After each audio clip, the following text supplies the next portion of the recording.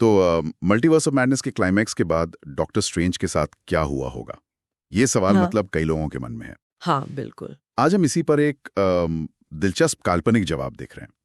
एक फैन द्वारा लिखी गई कहानी है doctor strange 3 the soul keeper.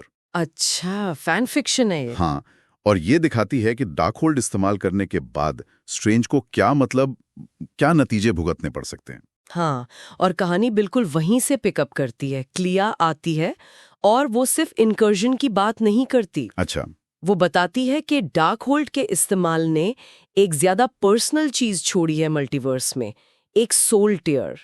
मतलब समझें कि आत्मा में एक दरार पड़ गई है। आत्मा में दरार, सोल टीयर। हाँ, और ये सिर्फ एक निशान नहीं है, ये अब एक भ्रष्ट इको स्ट्रेंज बन चुका है। स्ट्रेंज का ही एक क्या कहते हैं, बिगड़ा हुआ ताकतवर प्रतिबिंब। Echo strange. या तो ये स्ट्रेंज का ही कोई हिस्सा है या डार्क होल्ड का असर है जो स्ट्रेंज जैसा दिख रहा है? कहानी इसे स्ट्रेंज के डार्क होल्ड से जुड़े कर्मों और उसके अपराध बोध का मतलब एक फिजिकल फॉर्म दिखाती है। अच्छा, उसका गिल्ट। हाँ, उसका गिल्ट।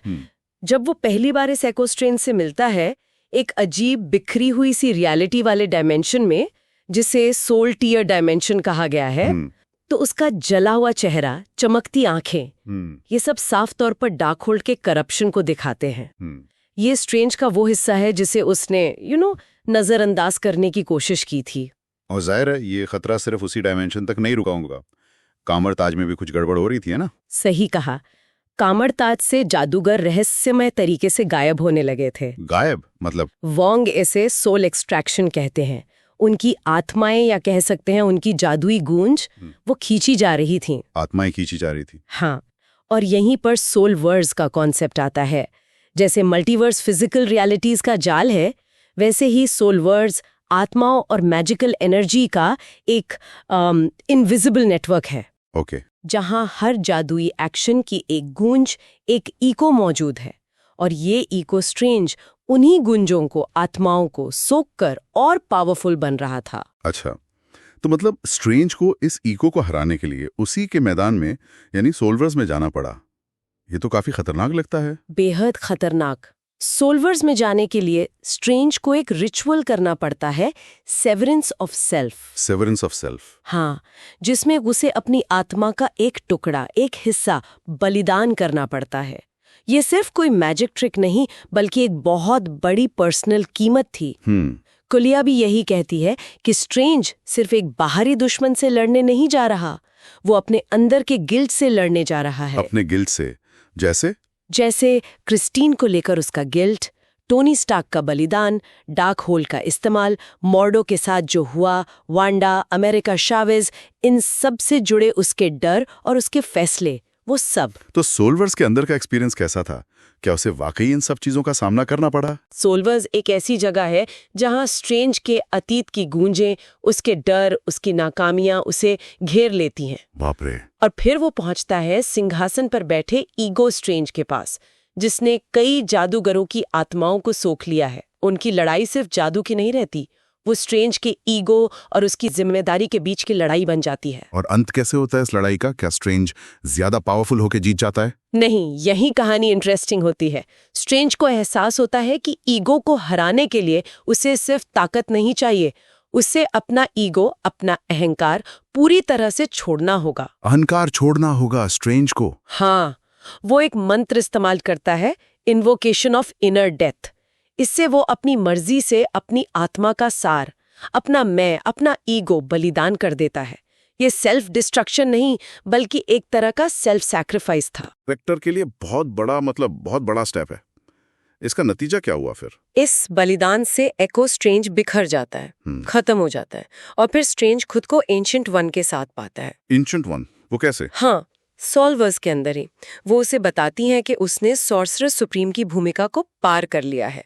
वो अब सोल कीपर बन गया है। Soul keeper? हाँ, यानी जादू के सार का, आत्माओं के बैलेंस का रक्षक। उसका फिजिकल फॉर्म भी बदल जाता है। एक चमकता हुआ शरीर, सुनहरी आंखें, वो अब जैसे इंसानी लिमिट से परे कुछ और बन गया है। वाह, तो स्ट्रेंज अब सॉर्सरर सुप्रीम नहीं रहा। फिर ये जिम्मेदारी कैसे मिली? कहानी के मिड क्रेडिट सीन में यही दिखाया गया है। कामर ताज में एक सेरेमनी होती है अच्छा, जहां वोंग और क्लिया मिलकर अमेरिका शावेज को अर्थ 616 की नई सॉर्सरर सुप्रीम घोषित करते हैं। America Chavez, okay. हाँ, वोंग कहते हैं कि स्ट्रेंज ने उसे बचाया जिसे हम देख नहीं सकते, और अब अमेरिका को उसे बचाना है जो बचा है। एक तरह से पासिंग द टॉर्च। ये तो सही है। और कहानी का अंत एक पोस्ट क्रेडिट सीन से होता है जो शायद कुछ आगे के लिए हिंट देता है। हाँ बिल्कुल, पोस्ट क्रेडिट सीन हमें वापस सोल्वर्स में ले जाता है। अंधेरे में एक और करप्ट ईको, एक और भ्रष्ट प्रतिध्वनि उभरती है। एक और? हाँ, और वो फुसफुसाती है, उसने दरवाजा खुला छोड़ दिया, मैं बस अंदर आ गई। ओहो। ये दिखाता है कि स्ट्रेंज का सोल्वर्स में जाना जरूरी भले ही था, पर उसने अनजाने में किसी और खतरनाक चीज के लिए रास्ता खोल दिया है। तो इस पूरी कहानी से मतलब मेन टेक अवे क्या है? स्ट्रेंज का ये सफर हमें क्या बताता है? बेसिकली ये कहानी कर्मों के नतीजों और पर्सनल ग्रोथ पर जोर देती है। स्ट्रेंज को डार्क होल्ड से बने अपने ही डार्क साइड का सामना करना पड़ा। हाँ। उसे हराने के लिए अपना सबसे बड़ा ईगो, अपना अहंकार त्यागना पड़ा, और वो एक नई, ज्यादा मिस्टीरियस भूमिका सोल कीपर में इवॉल्व हुआ। और साथ ही सॉर्सरर सुप्रीम की जिम्मेदारी अगली जनरेशन यानी अमेरिका शावेज को सौंप दी गई। इसका मतलब है कि स्ट्रेंज का कैरेक्टर अब एक तरह से ह्यूमन स्ट्रगल से ऊपर उठकर किसी और लेवल पे चला गया है। हाँ, एक तरह से कह सकते हैं। सोल कीपर बनना उसे ट्रेडिशनल हीरो से अलग मल्टीवर्स के एक फंडामेंटल गार्डियन जैसा दिखाता है। और ये सोल वर्स और करप्ट इकोस का आइडिया ये फ्यूचर स्टोरीज के लिए एक बहुत बड़ा कैनवस खोलता है, जहां सिर्फ फिजिकल खतरे नहीं होंगे। एग्जैक्टली, बल्कि स्पिरिचुअल और मॉरल खतरे भी होंगे, आत्माओं से जुड़े खतरे। और ये हमें उस आखिरी सीन पर सोचने को मजबूर करता है कि अगर स्ट्रेंज की अपनी ही एक इको इतनी तबाही ला सकती थी। हाँ। तो अब जब सोल्वर्स का दरवाजा खुला रह गया है, तो कौन जाने कौन सी और कितनी अनजान, शायद और भी ज्यादा खतरनाक इकोज या एंटिटीज उस दरवाजे से झांक रही होंगी। ये वाकई सोचने वाली बात है। बिल्कुल, एक बहुत ही दिलचस्प पॉसिबिलिटी छोड़ जाती है ये कहानी।